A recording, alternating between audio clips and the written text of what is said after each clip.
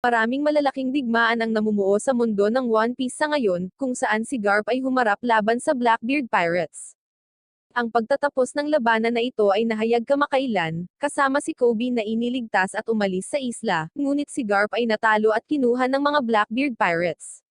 Mayroong iba't ibang mga senaryo na maaaring mangyari bilang isang resulta ng pagkuha kay Garp. Gayunpaman, dapat nating pag-isipan ang posibilidad na si Garp ay maaaring namatay na, o kaya siya ay maliligtas ng isang hindi inaasahang individual tulad ni Dragon, ang kanyang anak. Kaya, sa video ngayon, magsasalita tayo tungkol sa ideya ng pagsasama-sama ni Dragon at ng kanyang Revolutionary Army upang iligtas si Garp sa kamay ng Blackbeard Pirates. Tatalakayin din natin kung ano ang kailangang gawin ni Dragon upang may sagawa ang pagliligtas na ito. Kaya, kung isasaalang-alang ang kamakailang balita ng pagkuha kay Garp, aking mga kaibigan. Si Dragon, ang malihim at makapangyarihang commander ng Revolutionary Army, ay maaaring handang iligtas ang buhay ng kanyang ama. Hindi para sa isang mas mataas na layunin na maaaring magbago ng takbo ng kasaysayan o makikinabang sa mga revolutionary, ngunit dahil lamang sila ay pamilya.